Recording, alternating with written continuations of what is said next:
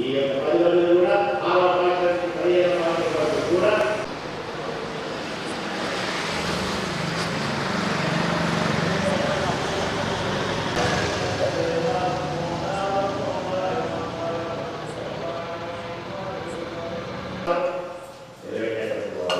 అంత మాటలో పాటించినటువంటి వాడు భక్తుడి పిలిచాడ తన పైన గీతం పెట్టేశాడ. అలాగే చిత్తమని చెప్పి చెప్పాడు. భాగవతంలో లక్షణం ఆయన ఏ విధంగా మనం వినియోగించుకోవాలనేటువంటి మాటలు పడతారు. మన ఆచారానికి ఏం నేర్పిస్తారు?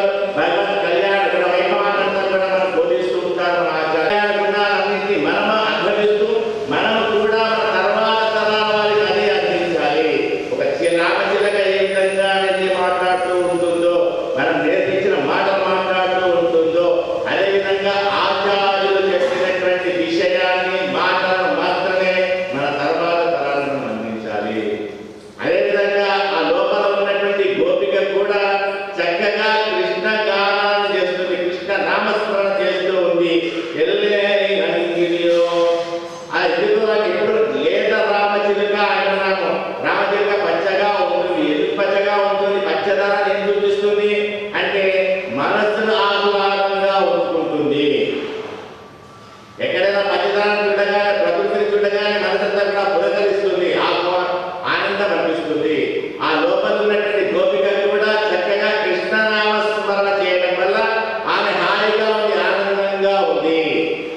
అలా ఆనందంతో కృష్ణనామస్మరణ చేస్తుంది. మనసంతా కూడా పులకితమయ్యేలాగా, మనసంతా కూడా ఉద్రేక భరితంతో కృష్ణనామస్మరణ చేయాలి అని ప్రేమతోటి ప్రీతితోటి ఆ నామస్మరణ చేస్తుంది. కాబట్టి ఆమె ఆనందంగా సంతోషంగా ఉంది. ఇన్న మురంగుదియో చిల్లన్న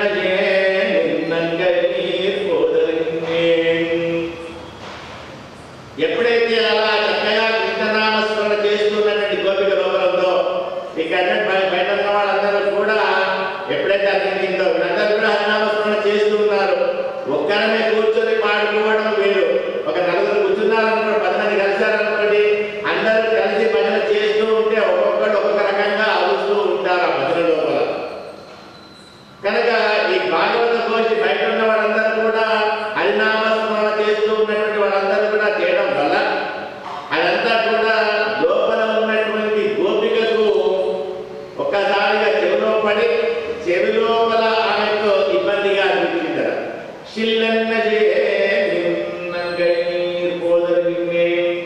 మీరు వెళ్తున్నటువంటి వాళ్ళు అందరూ కూడా ఒక్కసారిగా అలా నా యొక్క చెవులు బిల్లు అనేలాగా నేను తెలుస్తున్నామా? మీరేదో నామస్మరణ చేస్తూ వెళ్తున్నారు, అలా వెళ్ళేవాళ్ళు వెళ్ళవచ్చు కదా, మరి ఎందుకని ఒక్కసారి చెవులు బిల్లు అనేలాగా ఇలా అరుస్తున్నారు? మీరు హరినామస్మరణ చేస్తూ ఉంటే ఆనందంగా ఉండాలి. ఆ కృష్ణనామస్మరణ చేస్తుంటే మనసంతా పులకితమే ఆనందంగా నృత్యం చేస్తూ మనం చేస్తూ ఉండాలమ్మా.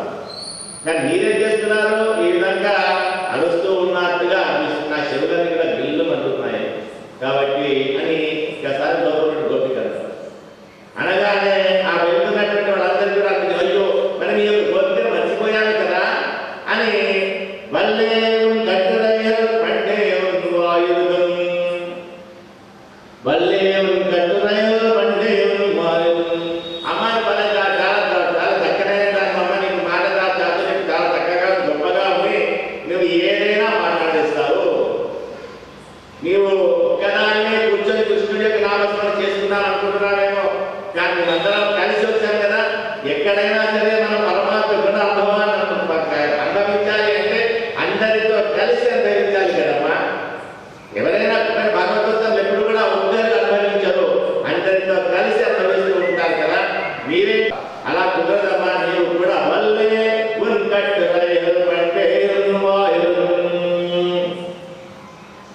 నీవు భలే మాటలు మాట్లాడుతున్నావు, ఎగతాళిగా మాట్లాడుతున్నావు. నీ చెవులు మేము హరినామస్మరణ చేస్తుంటే నీ చెవులు బిల్లుమంటున్నాయా? నువ్వు భలే దానివే అని చెప్పేసి ఈ బయట ఉన్నటువంటి గోదా సమూహాలంతా కూడా అంటున్నారు. నీవు నీతో మాట్లాడి గొప్పగా మాటలు యుద్ధం చేసేటువంటి సామర్థ్యం అది లేదమ్మా. నువ్వు చాలా గొప్పగా మాట్లాడినటువంటి దాన్ని చాలా చక్కగా నువ్వు మాట్లాడి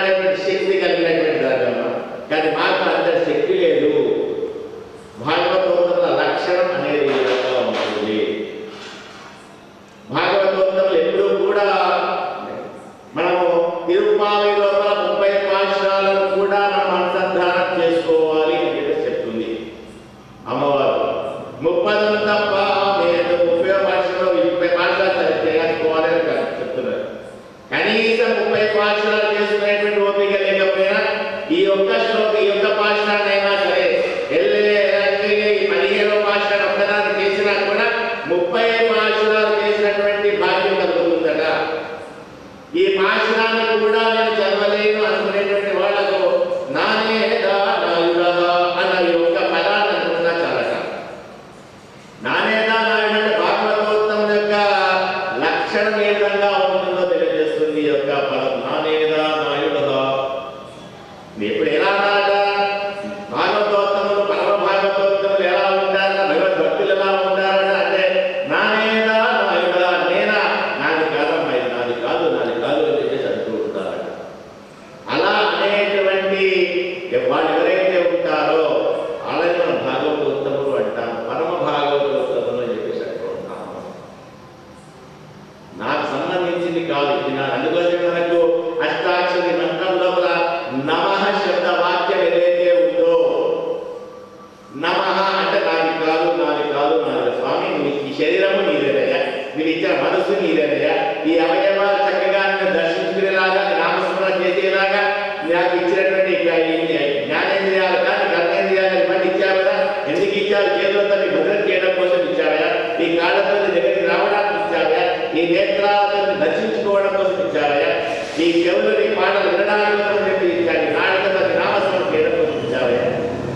అంతే తప్పించి ఈ వీటి మీద నాకు స్వతంత్రం ఏమీ లేదు. నానేదా నాయుడా ఇవన్నీ అవయవాలు కానీ ఈ శరీరం అయితే ఇది నీకు సంబంధించిందయ్యా. నమః నమః నమః నాది కాదు నాది కాదు అంటారే.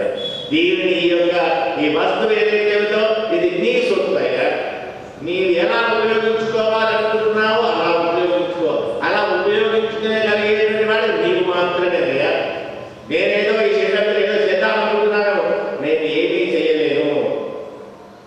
నానేదా నాయుడా ఇది నీ శరీరం కాబట్టి నీవు నన్ను ఎలా ఉపయోగించుకోవాలి అనుకుంటే ఏ విధంగా నీ నామస్మరణ చేయించాలనుకుంటే అలా చేయవయ్యా అని భాగవతోత్తముల యొక్క లక్షణం ఈ విధంగా ఉంటుందట. శ్రీరంగం లోపల పరాశర భట్టర్ అనేటువంటి ఆ శ్రీరంగనాథుడి యొక్క మానస పుత్రుడు అని చెప్పేసి అంటారు వారు. ఆయన గొప్పనైనటువంటి పరమ సాత్వికుడు, ఎప్పుడు కూడా క్రోధం తెచ్చుకునేటువంటి వాడు కాదు. ఒకసారి ఎక్కడైతే గొప్పగా అందరూ కూడా ఈ యొక్క సాత్విక గుణాన్ని ఈయన రంగనాథుడి యొక్క మానస పుత్రుడు అని ఈ పరాశర భట్టర్ వారిని ఆనందాన్ని అందరూ కూడా గౌరవించేటువంటి వారు. ఎక్కడైతే గొప్పనైన వాడు అంటారో వాళ్ళ శత్రువులు కూడా అక్కడే ఉంటూ ఉంటారు.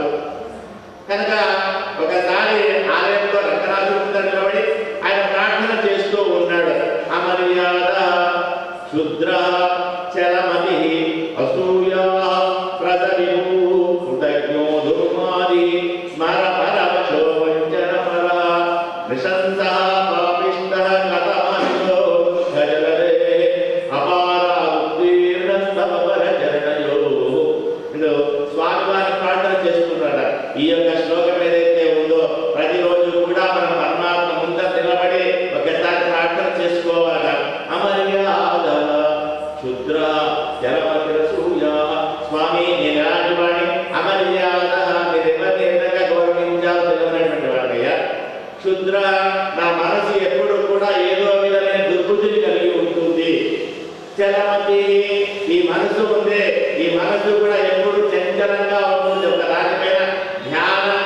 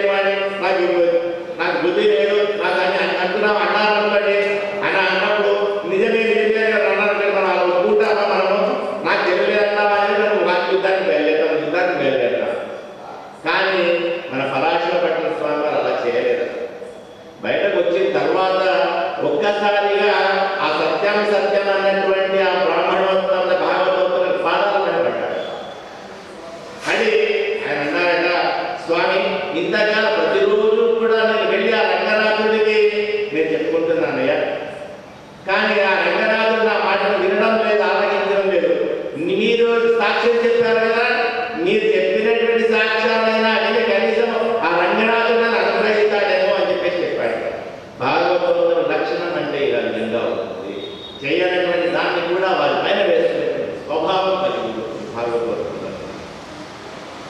రామచంద్రుడికి లక్ష్మణస్వామి ఎంతో భరతుడు కూడా అంతే.